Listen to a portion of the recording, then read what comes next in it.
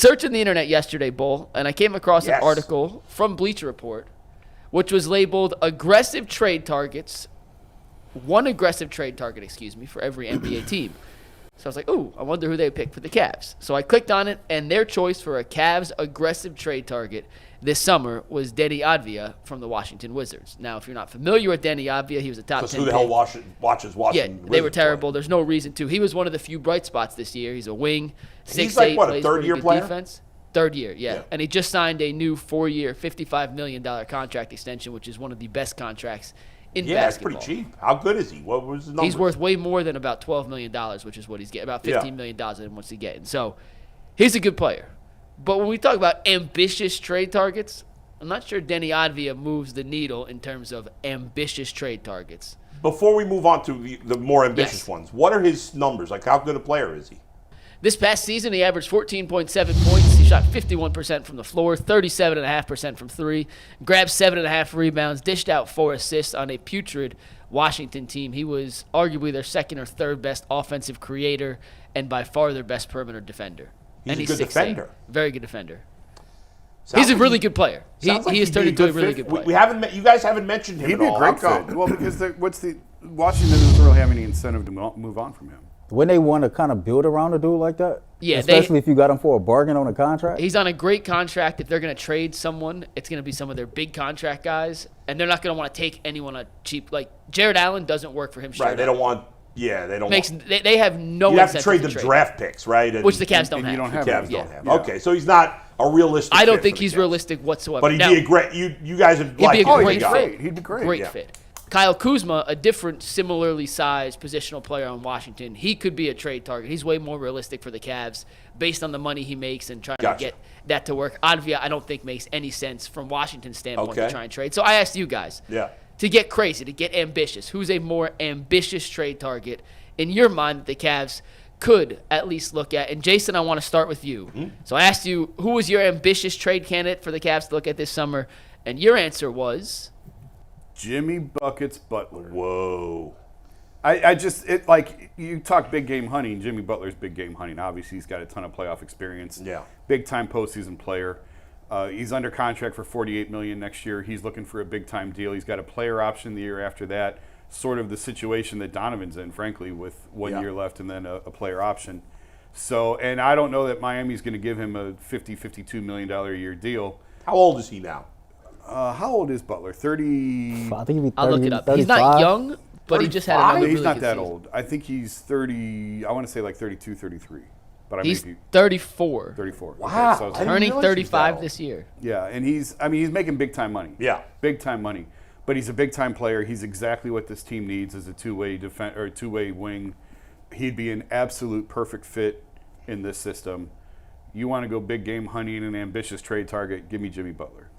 What's amazing, look at his numbers compared to his career. I mean, I didn't realize he had this good a year.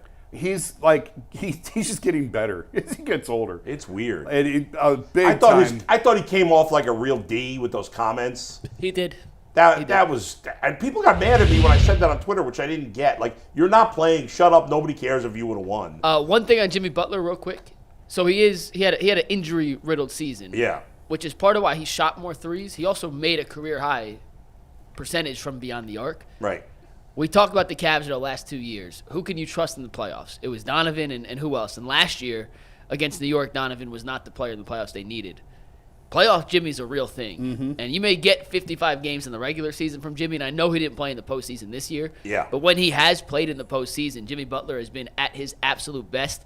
And you talk about, and Earl's mentioned this many, many times, do the Cavs have a dog? Like, do they have that legitimate dog mentality? No. Well, Jimmy Butler brings that. To Jason's point about would Jimmy Butler be an ideal fit from a standpoint of team building, what this team lacks, what this team needs from both an on-court and off-court perspective.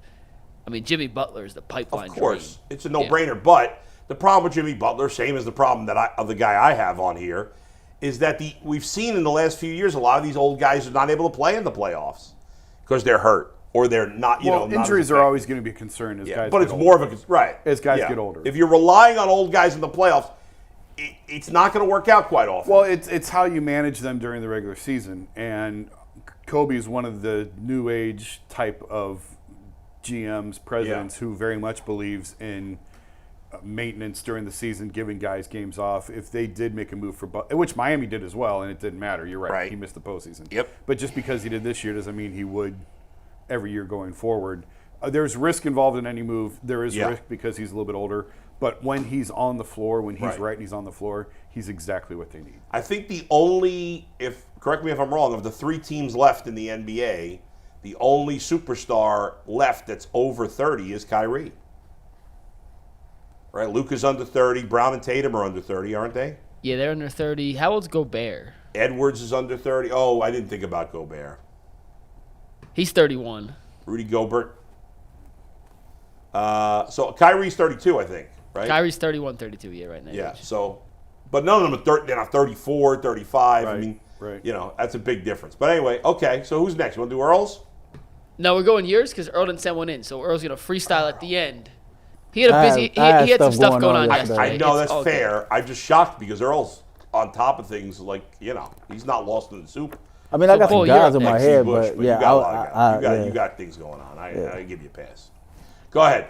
You're up. Kevin Durant, who's even probably older than Jimmy Butler, right?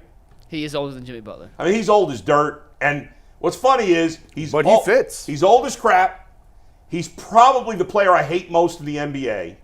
But obviously he's a superstar. So I don't care how much I hate you. Come play and play great. I'll root for you. Look at those numbers in year 18 now for Durant. I mean, just incredible. Yeah. So he averaged 27 points, barely off his career average. He shot higher than his career average as from the field and from 3. Rebounds down a little, but the assists up. I mean, my God, if this team added Kevin Durant or Jimmy Butler, they're the favorites to win the East.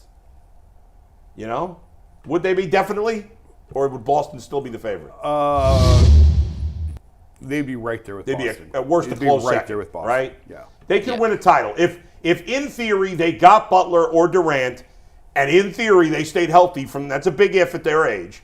But if those guys, along with Donovan and Mobley, 100%. stayed healthy for the playoffs. 100%. What's that, Mike? 100% are right in that same conversation. Right, a championship contender. Yeah. There's no doubt about it, and that's what we all want ultimately. So, now, who would be more likely that they could get, Durant or Butler? I know neither is very likely, but which one's more likely if you had to bet? Butler. Butler, everybody agrees, Butler? Well, I mean, we've mentioned this before, but Phoenix and Cleveland will never make a that's trade. true. They So, always yes. hate each other. Yeah. Okay, so Damn, let's ride on him. look at Jimmy Butler. What would it take to get Jimmy Butler from Miami? It starts with Darius Garland Yes? because money is a big part of the NBA trades. Yeah. It probably involves Darius, whatever draft picks they could trade, and Jason, I'll defer to you not on much. which ones they can and can't. And it's not a lot. Like a decade from now, right? Yeah, they don't This control. year. They don't control. I don't think there's any that they can trade because they're No, you can't trade 2 years in a row. They've lost 5 years of control of their draft the next 5 years. But could they trade this year's? Theoretically? No, because they traded last year's. You can't trade 2 years in a They row. can't right? trade this year's because next year's is to Utah. Right. And you can't lose a pick in consecutive Right. years. So because next year's is earmarked for Utah, you have to hold on Right. to this year's. So, So you're probably talking 20, Now- 30, 31 before Now, they can trade a pick. you can keep the pick and trade the guy.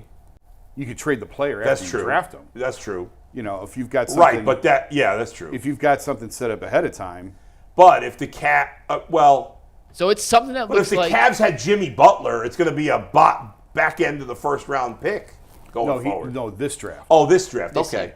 So it looks something like Darius Garland, Dean Wade, that rookie, and then I have to find the exact money to work, and maybe you take a Would contract. Miami really back. do that for essentially just Darius Garland and a pick in this draft? No. It depends on you. Probably would maybe have to get a third team involved. It depends on. I mean, Pat Riley told Jimmy Butler to sit down and shut up. So what's that relationship? Yeah, right. That's true. And if Miami is not going to sign him to an extension after Right. this year because of his age and because of how much it would cost, yeah. I think that they would explore moving him for sure. Now, will What it could be they get here? better than Darius Garland from another team? Darius and whoever the 20th pick in the draft or wherever they're picking? the upside to Darius is his age. Yeah. He's young, and he has shown to be a very good player. He's not coming off a very good year. Who's their point guard? They don't really have one. So he'd be a good fit there, probably, right? He would be a good fit. Yeah. And if you like, I mean, the contract is massive, but if you like the player and you think there's a lot of talent in there, then I don't think it's unrealistic, but I don't know what the exact path is to get there. By the way, you know that Miami turns Dean Wade into a pretty good player, right? So funny, that same list that started this whole conversation. Yeah. Do you know who Denver's ambitious trade target was? Dean Wade. Dean Wade. He's a good player. There are teams that want Dean Wade. Okay. Dean Wade can play. But you got to get let's say you're The frustrating thing with Dean is it's now 2 postseasons in a row. Yeah, right. He's hurt. He's been hurt. All right, let's say in theory they traded Darius and Dean Wade and a draft pick and a couple of draft picks or players that become. I'm going to run this through a trade simulator, so you guys go. I'm going to find you a trade. And so we look at it. So now the team, now you got to go trade Jared Allen, right? Do you have to? No. I don't think you Okay, have so to. let's look at it. Let's say they kept Jared I think Allen. they probably should, but I Right. don't think they have to. Okay, well, and if you trade Jared Allen, let's say you turned Darius and some pieces into Jimmy Butler. Yeah. So now you're starting backcourt. Let's say Jared Allen's not there. We'll figure out that part of the trade later. Your starting backcourt is Donovan Mitchell and who? Max Strus. Max Strus. Yeah. And then your front court is Butler, Mobley, and Mobley. and who? Jared Allen or another center that you. Okay. Or is Mobley become the center? Mobley becomes a center, right? and you maybe Dean Wade. Well, Dean goes in this deal, then you've lost him as your starting. Okay, four. you re-signing Morris to be your 4, or is better? You need to get better than that. He'd like to do a little bit better than that. All right. So are you trading Jared Allen to get a 4? Are you trading Jared Allen to get another point guard? Or what are you trading Jared Allen for in that scenario? Allen, it's been expressed to me, Allen Yeah. has more trade value than Darius Garland. I've asked a couple people in the league, like, who has more value? Yeah. And every answer was Jarrett. Okay. One guy said it's not close, Jarrett over Darius, because Darius has the massive contract, Right. and he's not coming off. Jared's a good year. contract is pretty reasonable. Jarrett's $20 million a year flat every year. Yeah, right. And he's coming off a very good year. But it's what do you look if you get a playmaking wing like Butler? Then what do you need from Jarrett? You probably need another big back of some sort. A 4, maybe that like a stretch 4 that can shoot. Yeah, but you're not going to trade a stretch 4 who can shoot for a non-shooting 5. Like, there's not many teams Right. that would. Right. That So would what are you make that doing? trade. What are you doing? What are we doing? Well, that's why I Can don't- you make? No. Forget it.